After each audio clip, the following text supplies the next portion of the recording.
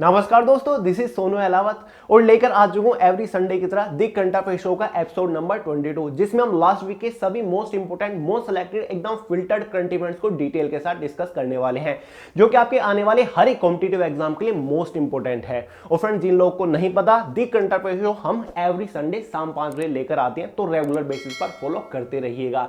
तो चलिए फ्रेंड्स, आज का एपिसोड कुछ ज्यादा इंटरेस्टिंग है, फटाफट शुरू करते हैं। देखिए फ्रेंड, जब भी आप हर संडे को दी घंटा पे शो देख रहे होते हैं तो प्रॉपर मोस्ट इंपोर्टेंट पॉइंट्स को नोट करते हुए चलिएगा, क्योंकि नोट्स बनाना बहुत ज्यादा जरूरी है। और फ्रेंड्स, रेगुलर बेसिस पर प्रिपरेशन जरूर करिए, चाहे थोड़ा पढ़िए लेकिन डेली पढ़िए। और आपको तो पता ही है, जनरल अवेयरनेस की दो सबसे बेस्ट बुक अब अवेलेबल है, लिंक आपको डिस्क्रिप्शन बॉक्स में मिल जाएगा, जिसमें से एक हमारी ऑब्जेक्टिव बुक है और एक हमारी सब्जेक्टिव बुक है। Way to Success by Sonu Ahlawat के नाम से आपको मिल जाएगी। तो चलिए बात करते हैं आज के एपिसोड के first most important current event के बारे में। राष्ट्रपति रामनाथ कोविंद ने किया दुनिया के सबसे बड़े क्रिकेट स्टेडियम का उद्घाटन। फ्रेंड्स, ये करंट इवेंट इतना ज्यादा इंपॉर्टेंट है, 100% श्योरिटी के साथ कह सकता हूं कि मोस्ट ऑफ एग्जाम में ये क्वेश्चन जरूर पूछा जाएगा, तो ध्यान से देखिएगा। फ्रेंड्स, हाल ही में आपने न्यूज सुनी होगी, 24 फरवरी को दुनिया के सबसे बड़े क्रिकेट स्टेडियम का उद्घाटन किया गया है। और ये क्रिकेट स्टेडियम कहां पर है? ये इंडिया के अंदर ही है। कहां पर? गुजरात के अहमदाबाद मोटेरा के अंदर ये क्रिकेट स्टेडियम है। इस क्रिकेट स्टेडियम से बहुत ज्यादा इंपॉर्टेंट फैक्ट बन चुके हैं, जिसी वजह से इसको बहुत सारा क्रिटिसाइज भी किया गया था, कंट्रोवर्सी भी काफी सारी हुई है यूट्यूब के ऊपर, न्यूज़पेपर में ये बहुत ज्यादा फेमस हो चुका है, तो बहुत ज्यादा इंपॉर्टेंट है। सबसे पहले तो इंपॉर्टेंट फैक्ट यही बन जाता है, जो ये स्टेडियम बनाया गया है, इसका जो उद्घाटन हुआ है वो 24 फरवरी को किया है। किसने? भारत के राष्ट्रपति रामनाथ कोविंद ने किया है। दूसरा फैक्ट यह है कि इस जो ये स्टेडियम है, इसका जो नाम रखा गया है वो क्या है? इसका नाम है नरेंद्र मोदी स्टेडियम। भारत के प्रधानमंत्री के नाम पर इस स्टेडियम का नाम रखा गया। पहले इस स्टेडियम का नाम था मोटेरा स्टेडियम, जहां पर ये है गुजरात के अहमदाबाद के अंदर जगह पड़ती है मोटेरा, उसके अंदर ये है। तो पहले मोटेरा स्टेडियम के नाम से जानते थे, उसके बाद सरदार वल्लभ भाई पटेल के नाम से इसको जाना गया। इसके बाद अब जो घोषणा की गई है अमित शाह जी द्वारा, तो ये बोला गया कि नरेंद्र मोदी स्टेडियम इसका नाम है। इसकी खास बात यह है कि दुनिया का सबसे बड़ा क्रिकेट स्टेडियम है, जो इसकी सीट कैपेसिटी है वो सबसे ज्यादा है, लगभग 1 लाख, ये लिखा हुआ मैंने, 1,10,000 इसकी सीट कैपेसिटी है। अब आपके माइंड में यह आ रहा होगा कि भैया दुनिया का सबसे बड़ा क्रिकेट स्टेडियम ये नहीं है, बल्कि नॉर्थ कोरिया के अंदर है। नॉर्थ कोरिया के अंदर जो कैपेसिटी है उस स्टेडियम की वो लगभग 1,50,000 है। हाँ, आप बिल्कुल सही हो, लेकिन वो क्रिकेट स्टेडियम नहीं है, वो मल्टी खेल के लिए, इनकी मल्टी स्पोर्ट्स के लिए है, चाहे वो हॉकी हो या फिर क्रिकेट हो या फिर जो भी जितने भी खेल होते हैं वो उन खेलों के लिए है। तो ये केवल क्रिकेट स्टेडियम है, तो इसकी खास बात ये है। आई होप आप समझ गए होंगे। तो स्टेडियम का नाम द नरेंद्र मोदी स्टेडियम इसका नाम रखा गया है। कहां पर पड़ता है थोड़ा सा क्लियर करा दो। ये एक मैप है गुजरात का, सर आपको दिखाई नहीं दे रहा होगा क्योंकि ब्राइटनेस थोड़ी ज्यादा है, लेकिन फिर भी आप देखिएगा, ये जो स्टेडियम पड़ता है वो यहां पर है। आप मेरे हाथ को देखें, नरेंद्र मोदी स्टेडियम ये रहा। कहां पर? सबसे पहले तो आप ये देखिए, ये अहमदाबाद पड़ता है गुजरात के अंदर, इससे इतनी दूरी पर नरेंद्र मोदी स्टेडियम आपको दिखाई दे रहा होगा। ये जो आपको ब्लू लाइन दिखाई दे रही है, ये है एक नदी जिसका नाम है साबरमती रिवर, तो इसी के आसपास ये स्टेडियम पड़ता है। और इससे यहां पर जाएंगे जब, ये है गांधीनगर, जो कि गुजरात की राजधानी है, तो ये नरेंद्र मोदी स्टेडियम यहां पर पड़ता है। और साबरमती आश्रम भी इसके आसपास ही है। तो आई होप आपको आइडिया तो लग ही गया होगा कि नरेंद्र मोदी जो स्टेडियम है मोटेरा के अंदर, वो कहां कहां पर है, क्या क्या उसकी लोकेशन है। तो बहुत ज्यादा इंपॉर्टेंट है, याद रखिएगा। नेक्स्ट इवेंट की तरफ बढ़ते हैं। Dada Saheb Phalke international film festival awards में अक्षय कुमार को बेस्ट एक्टर के अवार्ड से सम्मानित किया गया। फ्रेंड्स, हाल ही में Dada Saheb film international festival award हुआ है मुंबई के अंदर, जो कि 5वां एडिशन था या फिर 5वां सीजन था, या फिर आप हिंदी में 5वां संस्करण था। ये भी एग्जाम में पूछ ले जाता है। और कहां पर हुआ? मुंबई के अंदर हुआ। तो इसी के अंदर जो इस बार बेस्ट एक्टर का अवार्ड दिया गया है वो अक्षय कुमार को दिया गया है। किस फिल्म के लिए? लक्ष्मी बॉम्ब के लिए, जो कि हाल ही में शायद अगस्त और सितंबर के बीच में आई थी। ठीक है, तो लक्ष्मी बॉम्ब के लिए बेस्ट एक्टर का अवार्ड अक्षय कुमार को दिया गया। कौन सा? दादा Saheb Phalke international film award दिया गया। साथ ही एक्ट्रेस भी बता दूं, जो एक्ट्रेस को मिला है वो दीपिका पादुकोण को मिला है। कौन सी फिल्म के लिए? छपाक फिल्म के लिए। साथ ही बेस्ट क्रिटिक्स मेल एक्टर का जो अवार्ड मिला है वो सुशांत सिंह राजपूत को मिला है, दिल बेचारा फिल्म के लिए। साथ ही बेस्ट क्रिटिक्स एक्ट्रेस का जो अवार्ड मिला है वो कियारा आडवाणी को मिला है, गिल्टी फिल्म के लिए, जो कि नेटफ्लिक्स पर आपको मिल जाएगी। तो बेस्ट फिल्म के बारे में आपको आगे बताऊंगा कि फिल्म को कौन सी को मिले, क्योंकि ऐसे क्वेश्चन अक्सर एग्जाम में पूछे जाते हैं, एनटीपीसी के एग्जाम में पूछे गए थे। तो याद रखिएगा, दादा साहब फाल्के बहुत जाना माना अवार्ड है, और जो सबसे पहले दिया गया था वो देविका रानी जो एक्ट्रेस थी। तो ऐसे फैक्ट बनते हैं अक्सर। नेक्स्ट है, बहुत ज्यादा इंपॉर्टेंट है, ये भी साइंस एंड टेक्नोलॉजी रिसर्च से रिलेटेड क्वेश्चन है।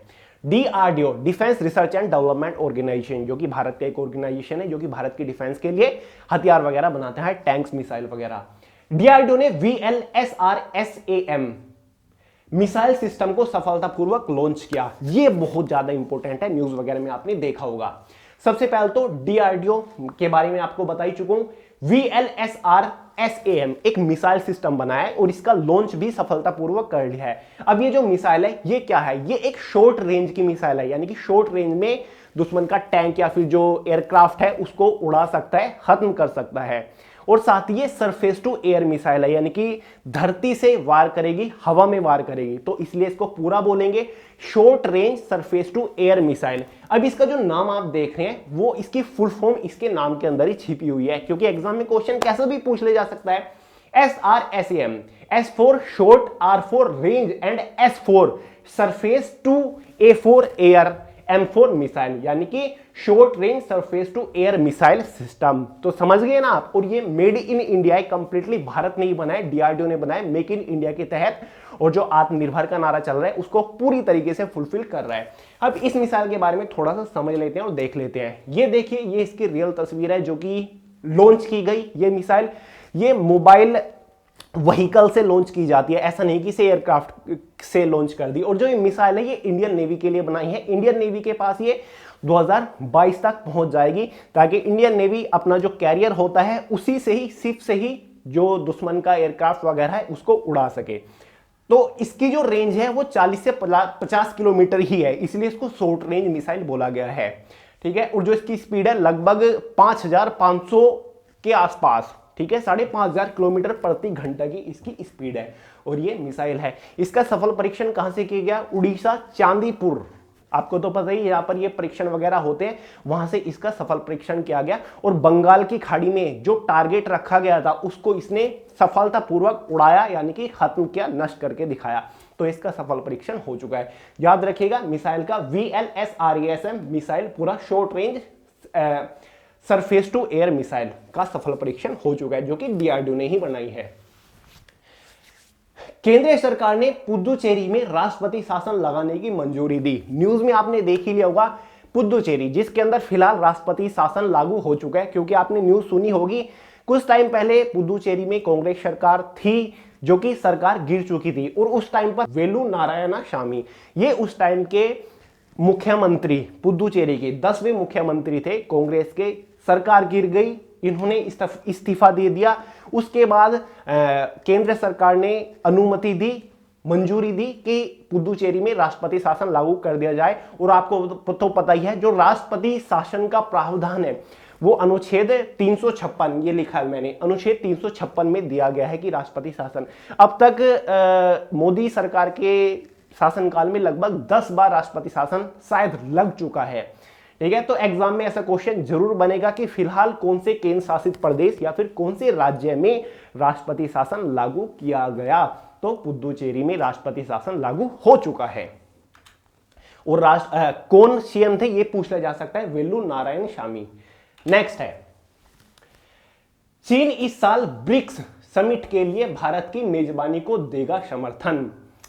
अक्सर मैं आपको बोलता हूं, जितनी भी सम्मेलन होते हैं, समिट्स होते हैं, जैसे कि G20, G7, सार्क सम्मेलन होता है, एशिया होता है, संघाई सम्मेलन होता है, ब्रिक्स सम्मेलन होता है, बहुत ज्यादा इंपॉर्टेंट है एग्जाम के पॉइंट ऑफ व्यू से। अक्सर क्वेश्चन पूछे जाते हैं कि इस बार इस सम्मेलन की अध्यक्षता किसने की, किसने इसकी मेजबानी करी, कौन कौन से देश इसमें शामिल थे, तो इस टाइप के क्वेश्चन पूछे जाते हैं। तो सबसे पहले समझिए कि ब्रिक्स सम्मेलन क्या है। ब्रिक्स सम्मेलन वो सम्मेलन है जिसमें कुछ देश शामिल होते हैं जो कि अंतरराष्ट्रीय जो मुद्दे होते हैं, प्रॉब्लम्स होती है, उनके ऊपर वार्तालाप करते हैं, बातचीत करते हैं, चर्चा करते हैं, उनसे लड़ने के सॉल्यूशन निकालते हैं। ठीक है, तो ये इस तरीके का सम्मेलन होता है। अब इसमें कौन कौन देश शामिल होते हैं, कितने देश शामिल होते हैं, इसे पता लगाने का एक आइडिया है। ब्रिक्स, BRICS, 1 2 3 4 5, यानी कि 5 इसमें वर्ड है, तो 5 अल्फाबेट है, तो 5 ही देश इसमें शामिल होते हैं। अब इसके नाम में ही देश के नाम भी छिपे हुए हैं। बी फॉर ब्राजील, यानी कि ब्राजील इसमें हिस्सा लेता है। आर फॉर रशिया, यानी कि रूस इसमें हिस्सा लेता है, इसका सदस्य है।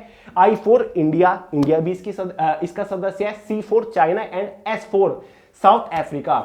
ये देखिए ब्राजील, रूस, भारत, चीन, दक्षिणी अफ्रीका, तो ये इसके सदस्य होते हैं, यानी कि जो इस सम्मेलन में भाग लेते हैं और चर्चा करते हैं अंतरराष्ट्रीय मुद्दों पर। तो इस बार इस सम्मेलन से सबसे बड़ा फैक्ट यही निकल के आता है, जो इस बार इसकी अध्यक्षता करेगा 2021 में, वो भारत करने वाला है। और इस चीज के ऊपर चीन पूरी तरीके से समर्थन कर रहा है कि भारत अध्यक्षता करेगा, यानी कि भारत इसकी मेजबानी करने वाला है।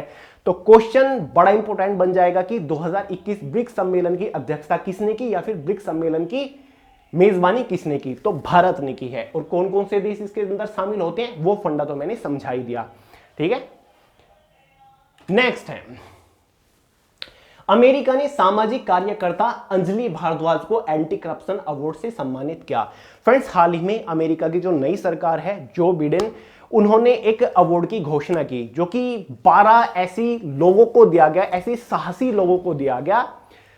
अवार्ड का नाम क्या है? अंतरराष्ट्रीय भ्रष्टाचार रोधी चैंपियन अवार्ड। एक बार और, अंतरराष्ट्रीय भ्रष्टाचार रोधी चैंपियन अवार्ड, यानी कि वो लोग जो कि अंतरराष्ट्रीय स्तर पर या फिर अपने अपने देश में भ्रष्टाचार के खिलाफ लड़ते हैं, ठीक है, एंटी करप्शन का नारा लगाते हैं और ह्यूमन राइट्स के लिए लड़ते हैं, आवाज उठाते हैं, उन लोगों को दिया गया। 12 लोगों को दिया गया और उनमें से इंटरनेशनली दिया गया, यानी कि अलग अलग देश के लोगों में। उनमें से 12 लोगों में से एक भारतीय भी शामिल है, जिनका नाम है, मैंने आपको अभी बताया, अंजलि भारद्वाज, जो कि फाउंडर भी है सतर्क नागरिक संगठन। इन्होंने एक संगठन बनाया था, सतर्क नागरिक संगठन, जिसमें वो भ्रष्टाचार के खिलाफ आवाज उठाती हैं, साथ ही ह्यूमन राइट्स, मानव अधिकार के लिए भी ये लड़ती हैं, आवाज उठाती है, अपना 100% देती है। तो इसी चीज को देखते हुए अमेरिका ने ये अवार्ड दिया है, इनको सम्मानित किया है इस अवार्ड से, अंतरराष्ट्रीय भ्रष्टाचार रोधी चैंपियन अवार्ड। नाम एक बार फिर से याद कर लीजिएगा इनका, अंजलि भारद्वाज कौन है? सतर्क नागरिक संगठन की फाउंडर है। नेक्स्ट है, अरुणाचल प्रदेश में अल्पाइन पौधे की एक नई प्रजाति की खोज। आपने जरूर अब तक मेरे हिसाब से तो सेकंड या फिर 5th क्लास में जरूर पढ़ा होगा अल्पाइन पौधे के बारे में, ऐसा ये दिखाई देता है। तो हाल ही में अरुणाचल प्रदेश के अंदर एक संस्था ने, 3 अलग अलग संस्था ने, वैज्ञानिकों ने एक खोज की है, अल्पाइन पौधे की एक नई प्रजाति खोजी है।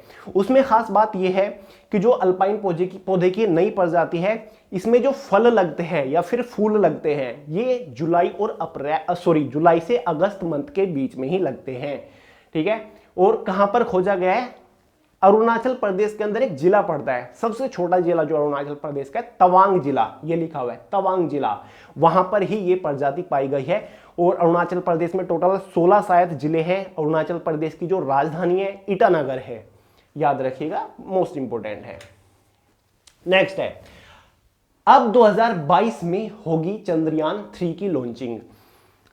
सभी लोग ये सोच रहे हो कि यार पहले ही मैं आपको बता रहा हूं 2022 का क्वेश्चन, अब क्यों बता रहा हूं? देखिए फ्रेंड्स, एनटीपीसी का एग्जाम हुआ, दिल्ली पुलिस कांस्टेबल का एग्जाम हुआ, एसएससी सीजीएल का एग्जाम हुआ, सीपीओ का एग्जाम हुआ। इसरो से रिलेटेड या फिर साइंस एंड टेक्नोलॉजी से रिलेटेड इतने सारे क्वेश्चन पूछे गए करंट अफेयर के अंदर, बहुत सारे, इसलिए मैं आपको बता रहा हूं। देखिए फ्रेंड्स, हाल ही में जो चेयरमैन है इसरो के सिवान, उन्होंने ये अनाउंसमेंट किया है कि जो चंद्रयान 3 लॉन्च किया जाएगा वो अब 2022 में किया जाएगा। पहले तो प्लानिंग थी कि दिसंबर तक ही लॉन्च किया जाए, 2020 में ही दिसंबर तक लॉन्च किया जाए, लेकिन कोविड-19 आ गया, साथ ही फिर लॉकडाउन हो गया, इस वजह से लॉन्चिंग नहीं की गई। अब ये 2022 में होगा और इन्होंने पूरा अपना 100% दिया कि इस बार कुछ भी गलती ना हो सके और सक्सेसफुली इसको लॉन्च को अंजाम दिया जा सके। ये जो चंद्रयान 3 होगा ये लगभग चंद्रयान 2 की तरह ही होगा, बस थोड़ा सा डिफरेंस यह है कि इस बार इसमें ऑर्बिटर नहीं होगा। ऑर्बिटर मतलब जब ये चांद के ऊपर भेजते हैं, जो चांद का ऑर्बिटर है, तो ऑर्बिटर उसके चारों ओर घूमता रहता है, यानी कि एक सैटेलाइट घूमती रहती है। अब ऑर्बिटर नहीं होगा क्योंकि ऑलरेडी चंद्रयान 1 का ऑर्बिटर वहां पर है, ऑलरेडी चंद्रयान 2 का ऑर्बिटर वहां पर है। चंद्रयान 2 में गड़बड़ थोड़ी सी यही हुई थी, जो लैंडर है वो सक्सेसफुली लैंड नहीं कर पाया था, वो लॉस्ट हो गया था, सिग्नल लॉस्ट हो गया था, लेकिन ऑर्बिटर वहीं का वहीं है, तो उसी के ऑर्बिटर से काम कराया जाएगा। इस बार ऑर्बिटर नहीं होगा, डायरेक्ट लैंड कराया जाएगा, यानी कि लैंडर होगा इस बार। तो ये डिफरेंस है। क्वेश्चन एनटीपीसी के एग्जाम में बहुत ज्यादा ये भी पूछा गया कि चंद्रयान 1 था, उसकी डेट कब थी, लॉन्चिंग डेट उसकी क्या थी, कब लॉन्च किया गया। तो ये मैंने लिख दिया है क्योंकि आप लोगों की नॉलेज के लिए 22 अक्टूबर 2008 को चंद्रयान 1 लॉन्च किया गया। साथ ही चंद्रयान 2 कब लॉन्च किया गया, ये देखिए 22 जुलाई 2019, सेम चीज 22 तारीख सेम थी, बस 22 अक्टूबर 2008 चंद्रयान फर्स्ट और 22 जुलाई 2019 चंद्रयान 2। चंद्रयान 2 सक्सेसफुली लॉन्च हुआ था, ठीक है, लॉन्च हुआ था, बस जो लैंडर है उसके जो सिग्नल है वो लॉस्ट हुए थे, लैंडर सक्सेसफुली लैंड नहीं कर पाया था, ठीक है, लेकिन मिशन जो लॉन्च हुआ था वो सक्सेसफुल था, इस चीज का ध्यान रखिएगा। और चंद्रयान 3 2022 में लॉन्च किया जाएगा। अब इसरो से रिलेटेड चीजें तो आप जानते ही हैं, इसरो के जो चेयरमैन है, एग्जाम में क्वेश्चन काफी बना, वो के सिवान है। ये क्वेश्चन बनता है कि इनका पूरा नाम क्या है, कैलाशवादिवो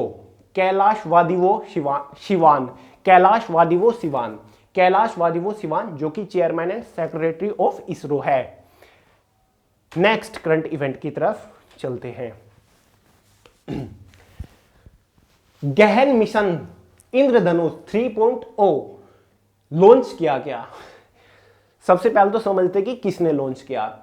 जो केंद्रीय स्वास्थ्य मंत्री है जिनका नाम है डॉक्टर हर्षवर्धन, उन्होंने गहन मिशन का 3.0 वर्जन लॉन्च कर दिया है। गहन मिशन 2014 से ही चला आ रहा है और ये अब जो 3.0 लॉन्च किया गया है ये भी 2 चरणों में होगा, जो कि एक चरण 22 फरवरी को स्टार्ट हो चुका है, दूसरा चरण शायद 22 मार्च से स्टार्ट होगा।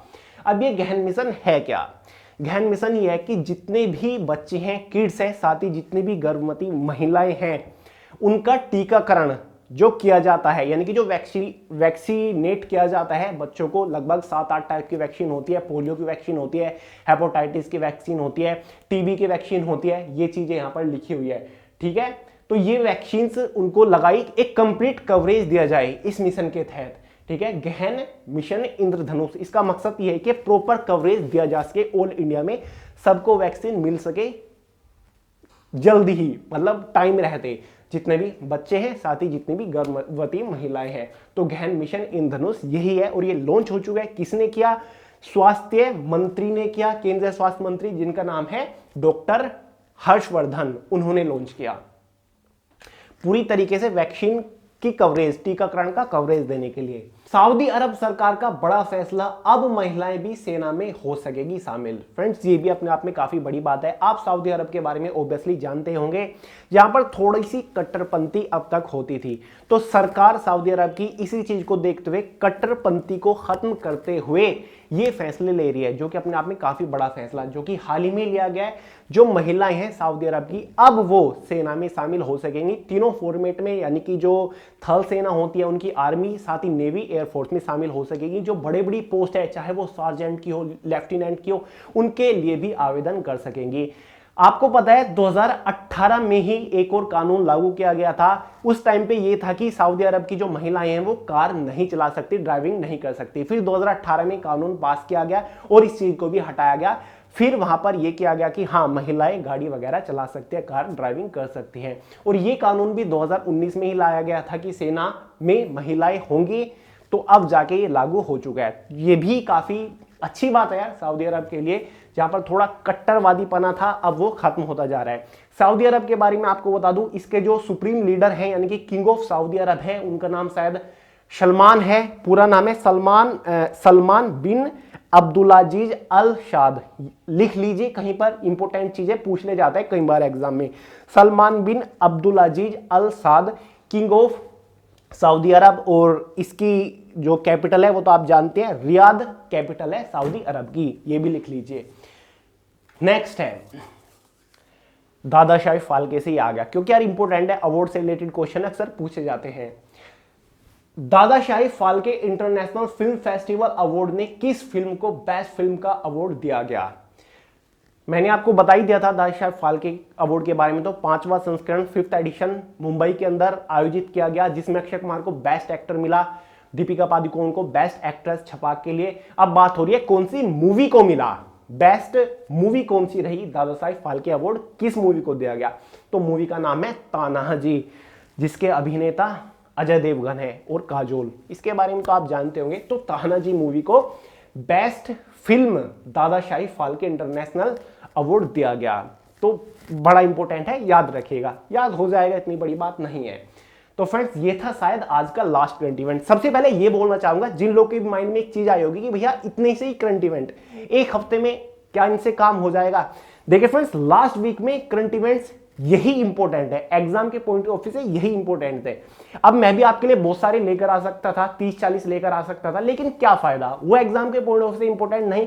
आपका भी टाइम वेस्ट होता, मेरा भी टाइम वेस्ट होता, आप भी गलत सलत चीजें अपने माइंड में भरते जिसका कोई भी बेनिफिट नहीं होता, केवल नुकसान होता। लास्ट वीक में यही इंपॉर्टेंट करंट इवेंट थे, सबको एकदम फिल्टर करके सिलेक्ट करके आपके लिए लेकर आया हूं। ठीक है, नेक्स्ट वीक हो सकता है ज्यादा इंपॉर्टेंट करंट इवेंट हो, वो लेकर आऊंगा, लेकिन आज के एपिसोड में मोस्ट इंपॉर्टेंट थे। जैसे कि स्टेडियम वाला बहुत ज्यादा इंपॉर्टेंट था, दादाशाही फाल्के वाला बहुत ज्यादा इंपॉर्टेंट था, तो और डीआरडीओ का जो मिसाइल वाला वो भी इंपॉर्टेंट था, ब्रिक्स वाला वो भी इंपॉर्टेंट था। तो अब मैं आपसे पूछता हूं कि आपको कौन सा ज्यादा इंपॉर्टेंट लगा, कमेंट करके बताइएगा। साथ ही बुक्स के बारे में बता ही चुका हूं, फिलहाल थोड़ा सा स्टॉक लिमिटेड है, लेकिन ऑनलाइन अब भी अवेलेबल है, देख लीजिएगा, ऑनलाइन परचेज कर सकते हैं, लिंक डिस्क्रिप्शन बॉक्स में मैंने दे दिया है। तो चलिए फ्रेंड्स, आज की इस वीडियो में इतना ही था। पसंद आए और लाइक करिएगा, अपने दोस्तों शेयर करिएगा, चैनल को सब्सक्राइब करना मत भूलिए। मिलते हैं अगले वीडियो में बहुत जल्द, तब तक के लिए जय हिंद।